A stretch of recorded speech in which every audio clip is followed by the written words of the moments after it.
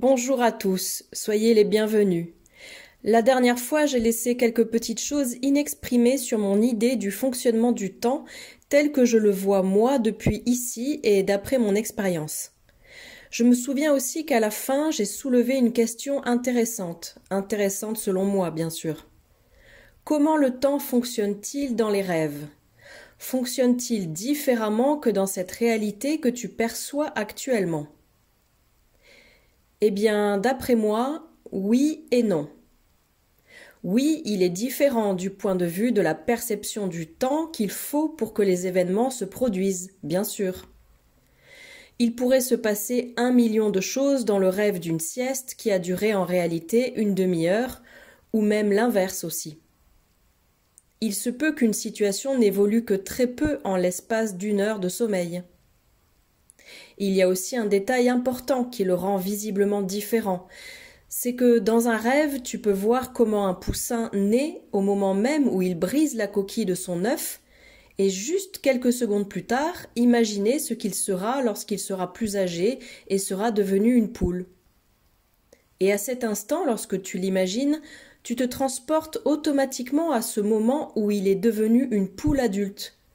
Mais là, tu te dis « Hé, en réalité, j'étais au moment où ce poussin était en train de naître !» Et donc tu reviens à ce moment-là de nouveau. Mais ces deux différences que je viens d'expliquer, en fait non, ce ne sont pas des différences, ce sont des similitudes. En réalité, il n'y a vraiment qu'une seule différence, et cette différence est la façon beaucoup plus lente et pâteuse de percevoir le temps que tu as en ce moment même. Cette façon de percevoir le temps, attribuée à une densité beaucoup plus basse, fait partie de l'expérience que toi, la source, décides d'imposer au personnage que tu as créé pour cette expérience, comme je l'ai expliqué dans la vidéo précédente.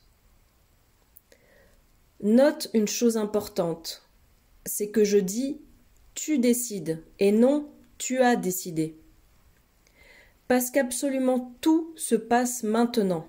Et cela signifie que même le passé peut être modifié, surtout quand nous parlons de décisions concernant l'avenir et les accords qui limitent ou non ton personnage. Je ne dis pas que c'est quelque chose de simple. Seulement je pense que c'est quelque chose qui peut être fait avec suffisamment de conviction et de pouvoir mental. Difficile, mais possible. Je pourrais dire que plus la densité dans laquelle tu te trouves est basse, plus c'est difficile, mais en réalité, ça aussi, c'est une simple idée. Maintenant que j'ai exprimé cela, le moment de ton histoire que tu es en train de vivre en ce moment même est vécu par toi parce que c'est ici que tu portes ton attention. Et de la même manière que cela se produirait dans un rêve, tu peux imaginer des fins différentes, des futurs différents et même t'y transporter. La seule différence, c'est qu'il te faudra plus de temps pour arriver à ces futurs que tu ne le ferais dans un rêve. C'est pourquoi tu as besoin d'une plus grande force d'attention constante à l'égard de ces futurs. Plus de patience, plus de constance, mais en fin de compte, cela fonctionne de la même manière. Et comment accède-t-on à ces futurs dans un rêve ? En les imaginant et en les vivant dans ton esprit jusqu'à ce qu'ils deviennent ton présent. Mais alors, comment cela affecte les âmes ? Je vais utiliser le mot âme pour que tu saches exactement à quoi je fais référence.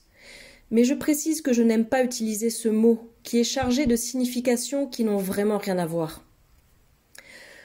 Quand je dis âme, je me réfère simplement au point d'attention de la source qui décide d'incarner certains personnages, dit d'une manière extrêmement réduite et simpliste. Et je reste très très concis en la décrivant de façon extrêmement réduite et simpliste.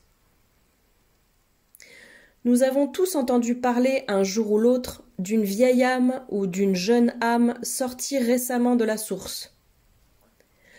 Par conséquent, nous pourrions en déduire que même les âmes fonctionnent avec une linéarité temporelle, au moins depuis leur point de vue, n'est-ce pas?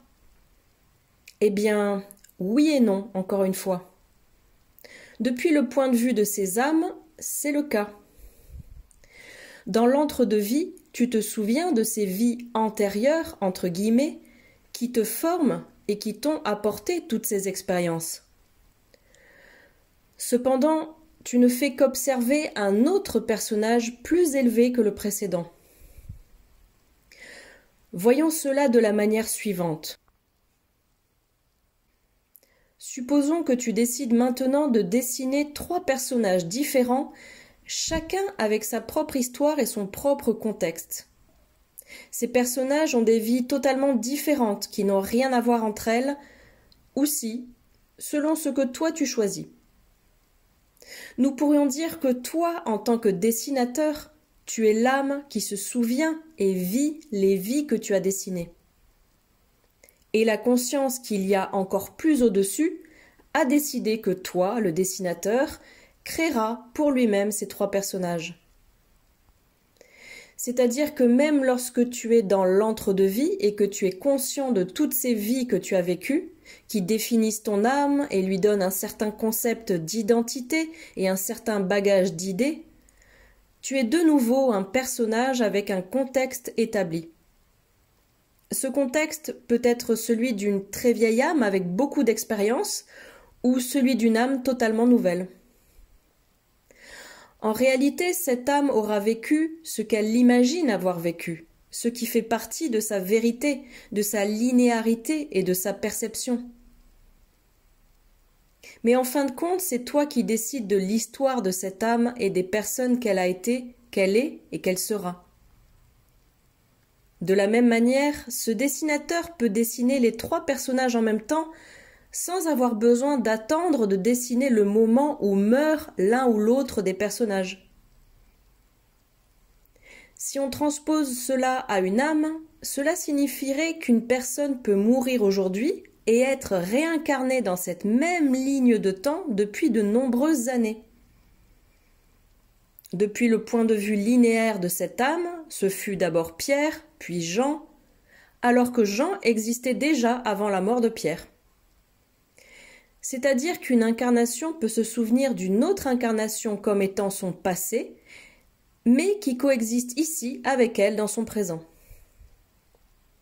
En résumé, et en guise de message final, tu contrôles le temps en permanence. Tu as juste oublié que tu le fais. Et comme l'a dit la petite Sophia un jour, si tu contrôles le temps, tu contrôles tout. Et de la même manière, si tu comprends le temps, tu peux comprendre pratiquement tout, selon mon point de vue. Ce n'est pas pour rien que j'ai choisi ce thème. Je te remercie et te félicite d'avoir tenu jusqu'au bout. J'espère que ça t'a beaucoup plu. J'aimerais te laisser avec une autre question pour la prochaine fois. Parce que oui, j'ai encore beaucoup plus à dire à ce sujet. La question est: le destin existe-t-il? Est-il immuable? Je peux te donner un petit indice. La réponse n'est pas aussi simple que oui ou non. Ce sera tout pour aujourd'hui. Je te laisse réfléchir. Une grande salutation. Zaël de Héra.